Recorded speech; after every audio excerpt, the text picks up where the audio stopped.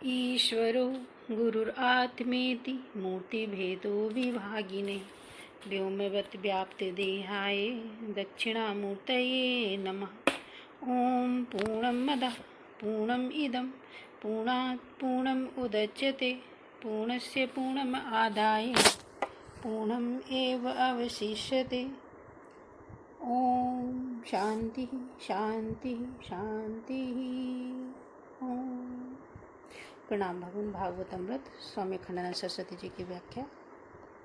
आप जो है राजा परीक्षित सुखदेव जी से कहते हैं कि महाराज,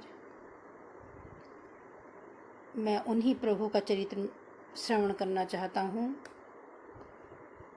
मतलब कृष्ण जी का चरित्र श्रवण करना चाहता हूँ। मुझे न तो भूख है न प्यास है। इसके बाद श्री सुखदेव जी महाराज ने बिना किसी भूमिका के ही भगवान के चरित्र का वर्णन प्रारंभ कर दिया। उन्होंने कहा, देखो यहाँ पृथ्वी के ब्रह्मा जी के पास जाने का वर्णन आता है। इससे यह शंका मत करना कि जब पृथ्वी ब्रह्मा जी के पास चली तब उस पर निवास करने वाले लोग कहाँ रहे। पृथ्वी में उसका एक अधिदेवता रहता है। जैसे घर का एक देवता होता है, ग्राम का एक देवता होता है, वैसे ही पृथ्वी का भी एक देवता होता है। प्रत्येक पदार्थ में चैतन्य शक्ति भरपूर है और वही वस्तु अविच्छिन्न चैतन्य शक्ति अपना काम करती है। लक्ष्मी दो तरह की है, एक कृषि लक्ष्मी और दूसरी स्वर्ण लक्ष्मी। कृषि लक्ष्मी अचल संपत्ति और स्वर्ण लक्ष्मी चल संपत्ति। भूदेवी अचल संपत्ति की देवी है और लक्ष्मी जी चल संपत्ति की देवी हैं। दोनों के स्वामी भगवान हैं।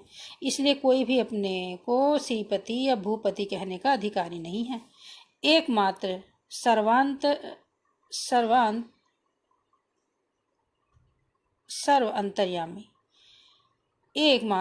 अंतर्यामी नारायण भगवान ही असली श्रीपति और भूपति हैं।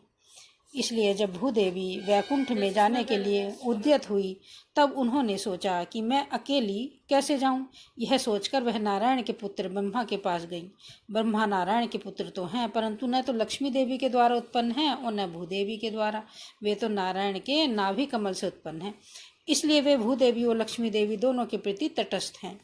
फिर भी ब्रह्मा जी तुरंत पृथ्वी के दुख को अपना दुख समझ गए। वे स्वयं रजोगुण के देवता हैं। उन्होंने तमोगुण के देवता रुद्र को तथा अन्य सात्विक देवताओं को बुलाया। वे सब लोग मिलकर पृथ्वी के साथ क्षीर सागर के तट पर गए। वहां उन सब ने पुरुष सूक्त से नारायण भगवान की स्तुति की। पुरुष सूक्त माने भगवान की वाणी। उसमें वर्णन यह है कि समग्र सृष्टि भगवान का विराट रूप है और इसके भीतर नारायण भरे हुए हैं। इसमें जो कुछ भी है वह सब भगवान का विस्तार है। इसी पुरुष सूक्त से भगवान की स्तुति करते करते ब्रह्मा जी की समाधि लग गई। उनके हृदय आकाश में भगवान प्रकट हुए। उन्होंने कहा कि तुम लोग भूदेवी का दुख बताने के लिए मेरे पास आए हो, लेकिन भूदेवी का पति तो मैं ही हूँ। इसलिए मुझे पहले से ही मालूम है कि उसको क्या कष्ट है।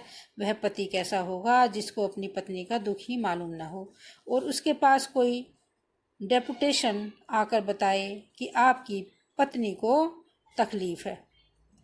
इसलिए देवताओं, मुझे तो पहले से ही सब कुछ मालूम है। अब जब ब्रह्मा जी की समाधि टूटी तब उन्होंने देवताओं से कहा कि भगवान आने वाले हैं। तुम सब लोग ब्रज में चलकर यदुवंश में प्रकट हो जाओ। थोड़े दिनों में ही भगवान आएंगे और वसुदेव के घर में अवतीर्ण होकर धरती के भार का हरण करेंगे। देखो पृथ्वी पर भार क्या है। पृथ्वी तो सत्ता रूप है। इस पर जो दैत्य भाव है, अहंकार है, मोह ममता है, उसी का भार है। जब मोह ममता अहंकार आदि से ग्रस्त होकर मनुष्य दैत्य प्राय हो जाता है तब पृथ्वी के ऊपर उसका भार बढ़ जाता है। जब पृथ्वी के ऊपर उसका भार बढ़ जाता है। ब्रह्मा जी ने कहा कि नारायण के साथ साथ संकर्षण भी आएंगे। अब की बार बड़े भाई बलराम बनकर आएंगे, क्योंकि राम अवतार में छोटे भाई लक्ष्मण बनकर आए थे तो कभी कभी श्री राम जी उनको डांट दिया करते थे।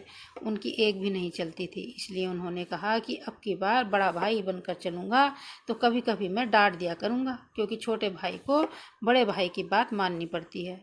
संकर्षण को तो भगवान की सेवा करनी है, चाहे छोटे भाई बनकर करें या बड़े भाई बनकर करें। संकर्षण के साथ साथ भगवान की सेवा के लिए योग माया भी आएंगी। ब्रह्मा जी की बात सुनकर देवता लोग प्रसन्न हो गए और लौट गए। इधर ब्रज में वसुदेव जी का विवाह देवकी जी से हुआ। उनको बड़ा भारी दान दहेज मिला। देखो, पहले के लोग अपनी बेटी को उसके विवाह के अवसर पर तो बहुत कुछ देते थे, बाद में भी देते रहते थे, क्योंकि उस समय अचल संपत्ति में लड़की के भाग का विधान नहीं था, केवल चल संपत्ति में ही विधान था। इसलिए पूर्व काल के लोग स्वेच्छा से ऐसी व्यवस्था रखते थे कि लड़की को भी लड़के के बराबर ही संपत्ति मिल जाए। देवकी जी की विदाई के समय मथुरा के तत्कालीन राजा उग्रसेन का बेटा कंस अपनी चचेरी बहन देवकी और बहनोई वसुदेव को प्रसन्न करने के लिए उनके रथ की बागडोर पकड़कर चला। उसके पीछे पीछे सैकड़ों सुनहरे रथ चल रहे थे। उसी समय देवताओं ने मन में यह विचार किया कि यह कंस देवकी वसुदेव का इतना भक्त हो जाएगा तो इनके पुत्र रूप में प्रकट होकर भगवान इसको कैसे मारेंगे। इसलिए यहाँ जाहिर कर देना चाहिए कि कंस की मृत्यु देवकी के गर्भ से उत्पन्न होने वाली है। इतने में आकाशवाणी हो गई कि अरे ओ ना समझ कंस, तू किससे प्रेम कर रहा है? इसी देवकी के 8वें गर्भ से तेरी मौत होने वाली है। यहाँ देखो आकाशवाणी ने न बेटा कहा न बेटी कहा, केवल 8वां गर्भ कहकर कंस को गड़बड़ झाले में डाल दिया। यह भी देखने योग्य है कि इस प्रसंग में कि खल की प्रीति कैसी होती है। यह भी देखने योग्य है कि खल की प्रीति कैसी होती है। आकाशवाणी सुनते ही कंस ने रथ की बागडोर छोड़ दी, देवकी की चोटी पकड़कर उसको सड़क पर खींच लिया तथा हाथ में तलवार लेकर मारने के लिए तैयार हो गया। उसको यह विचार नहीं हुआ कि मथुरा की सड़क पर हजारों लोग चल रहे हैं, नवविवाहिता बहन के हाथ में मंगलसूत्र बंधा हुआ है और वह विदा होकर ससुराल जा रही है। उसको मारने पर लोग क्या कहेंगे? क्षण भर पहले कंस जिस बहन के प्रति इतनी प्रीति जाहिर कर रहा था, उसी के साथ इतना वैर हो गया उसका। इसीलिए संत तुलसीदास जी ने कहा कि खल की प्रीति स्थिर नहीं होती। खल की प्रीति यथा थिर नाही। जिसके हृदय में जो भाव होता है वह स्वार्थ बाधा पड़ते ही प्रकट हो जाता है और अपना काम कर दिखाता है। यही स्वार्थी मनुष्य की पहचान है। लेकिन यहाँ जो चमत्कार हो रहा है वह आप देखिए, देवकी की चोटी पकड़ी गई है, उसकी गर्दन पर तलवार पड़ने वाली है, उसके पति वसुदेव वहाँ खड़े हैं, फिर भी वह न तो कंस से कहती है कि भैया तुम मुझसे बहुत प्यार करते हो, मुझे क्यों मार रहे हो, और न वसुदेव जी से कहती है कि क्या तुम नपुंसक हो, मुझसे तुमने क्या प्यार किया है, मैं तुम्हारी पत्नी हूँ, यह मुझे मार रहा है, इसलिए तुम इसको मारते क्यों नहीं? कुछ भी नहीं बोलती। क्षमा की मूर्ति है देवकी, सहिष्णुता की मूर्ति है देवकी, शांति की मूर्ति है देवकी। इसलिए यहाँ प्रकट हो गया कि ऐसी ही माता के गर्भ से भगवान प्रकट होते हैं। देवकी क्या है? वह सर्वदेवतामयी है। देवकी सर्वदेवता, देवकी सूक्ष्म बुद्धि रूपा है।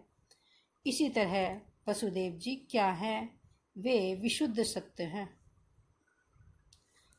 अतः वसुदेव जी ने बड़ी शक्ति से कंस की प्रशंसा करते हुए कहा कि कंस जी, आप यह क्या कर रहे हैं? संसार में बड़े बड़े शूरवीर आपकी प्रशंसा करते हैं, लेकिन जब आप अपनी इस बहन को मार देंगे तब आपकी निंदा होने लगेगी।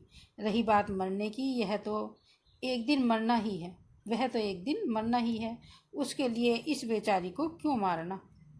यह संसार तो स्वप्न के समान है। मौत जिसकी चोटी पकड़कर खड़ी है, उसको तो संसार में किसी भी प्राणी से द्रोह नहीं करना चाहिए। द्रोह का मूल है वैर, वैर का मूल है क्रोध, और क्रोध का मूल है द्वेष। केवल अज्ञान मूल के अभिमान से ये हमारे जीवन में आते हैं। इसलिए किसी से भी द्वेष नहीं करना चाहिए। श्री सुखदेव जी महाराज कहते हैं कि परीक्षित, जब इस प्रकार समझाने बुझाने पर भी कंस नहीं माना, तब वसुदेव जी ने सोचा कि इस समय जहाँ तक बुद्धि चले वहाँ तक मृत्यु को हटाना चाहिए। वसुदेव जी ने विचार किया कि अभी बच्चे तो हैं नहीं, पता नहीं बच्चे होंगे या नहीं होंगे, इसलिए भविष्य में होने वाले वह बच्चों को लेकर अपनी पत्नी को इस समय मरने दूं, यह किसी प्रकार नीति संगत नहीं है। हो सकता है कि बच्चों को होने तक कंस स्वयं ही मर जाए, अथवा बच्चे पैदा होकर इसको मार डालें। आगे न जाने क्या होगा, इसलिए भविष्य की कल्पना न करके अभी मुझे देवकी को बचाना चाहिए। यह सोचकर वसुदेव जी ने प्रतिज्ञापूर्वक कहा कि कंस जी, आप चिंता न करें, आपकी बहन देवकी के गर्भ से जितने भी बच्चे होंगे उन्हें मैं आपको दे दिया करूँगा। वसुदेव जी इतने सत्यवादी थे कि उनकी बात सुनकर कंस जैसे क्रूर कर्मी के हृदय में भी उनके प्रति विश्वास हो गया और उसने देवकी को छोड़ दिया। इसके बाद जब देवकी के गर्भ से पहला बच्चा हुआ तब वसुदेव जी उसको लेकर कंस के पास आए। कंस ने उसको देखकर कहा, अरे इसको लौटाओ बाबा, यह नन्हा मेरा क्या बिगाड़ेगा, जब 8वां हो तो ले आना। नारद जी ने सोचा कि कंस तो भक्त होता जा रहा है, यदि पृथ्वी का भार नहीं उतरेगा तो काम कैसे बनेगा। उन्होंने कंस के पास जाकर उसको उल्टा सीधा समझा दिया। फिर तो कंस ने देवकी वसुदेव को जेल में डाल दिया और उनसे जो जो बच्चे होने लगे उनको मारने लगा। उधर उसने अपनी पुलिस को आज्ञा दे दी कि मेरे पिता उग्रसेन को जो राजा बने बैठे हैं पकड़ लो, लेकिन उसकी पुलिस के आदमियों ने कहा कि जब तक आपके पिता राजा हैं तब तक आपके हुक्म की कोई कीमत नहीं है, हम आपके कहने से राजा उग्रसेन को जेल में नहीं डाल सकते। इसके बाद कंस ने अपनी सेना को भी ऐसी ही आज्ञा दी, लेकिन सेना ने भी उसकी आज्ञा नहीं मानी। फिर तो वह स्वयं अपने हाथ में हथकड़ी बेड़ी लेकर उग्रसेन के पास पहुंचा और वहां भरी सभा में उनके हाथ पांव में हथकड़ी बेड़ी पहना दी। कोई कुछ नहीं बोल सका, उसकी दुष्टता की हद हो गई।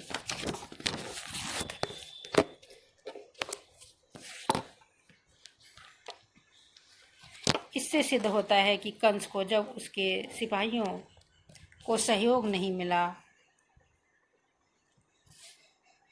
इससे सिद्ध होता है कि कंस को जब उसके सिपाहियों से सहयोग नहीं मिला तब उसने खुद अपने पिता को हथकड़ी बेड़ी लगाकर जेल में डाल दिया और वह राजा बन बैठा। इसके बाद उसने असुरों का संगठन प्रारंभ किया। जरासंध ने तो अपनी बेटियों से कंस का विवाह कर दिया। फिर वह बाणासुर, भौमासुर, अघासुर, बकासुर आदि सब असुरों से बड़ी घनिष्ठ मित्रता स्थापित करके यदुवंशियों को दुख देने लगा। इसके अनंतर कंस के सुख का अंत भी समीप आना ही था। जो दूसरों को कष्ट पहुंचाकर अपना जीवन चलाना चाहता है उसका विनाश अवश्यंभावी है। हिंसा कभी टिक नहीं सकती, उससे किसी का जीवन सफल नहीं हो सकता। कंस की क्रूरता देखो कि उसने एक एक करके देवकी के 6 बच्चे मार दिए। आध्यात्मिक दृष्टि से वे 6 बच्चे षड्विकार थे। षड्विकारों का शमन हो जाने पर ही आत्मा का साक्षात्कार होता है। इसलिए जब षड्विकार स्वरूप 6 बच्चे मार दिए गए तब 7वें गर्भ में बलराम जी आए। उन्होंने कहा कि पहले मैं चलकर देखूंगा कि भगवान के पलने लायक जगह है या नहीं। इधर भगवान ने अपनी योग माया से कहा कि बलराम जी ने स्थान की शुद्धि कर दी है, इसलिए इनको उठाकर रोहिणी के पेट में रख दो और उसके बाद मैं देवकी के गर्भ में आता हूँ। अब जब भगवान देवकी के गर्भ में आ गए तब उससे ऐसी ज्योति निकलने लगी मानो घड़े के भीतर कोई मणि रखी हो और उसकी चमक बाहर निकल रही हो। कंस ने देवकी की दीप्ति देखी तो कहने लगा कि इसके गर्भ में मुझको मारने वाला आ गया है क्या, इसलिए अब मुझे इसके साथ कैसा बर्ताव करना चाहिए। देखो देवकी के गर्भ में भगवान कैसे आए थे। वसुदेव ने देवकी को मानसिक दीक्षा देकर गर्भ में भगवान की स्थापना की थी। वसुदेव ने मन से ही दीक्षा दी और देवकी ने भी मन से ही उसको ग्रहण किया। लेकिन बात यह है कि ऐसी कौन सी जगह है जहाँ स्वयं भगवान विराजमान न हो। भगवान सब जगह रहते हैं, इसलिए गर्भ में भी रहते हैं।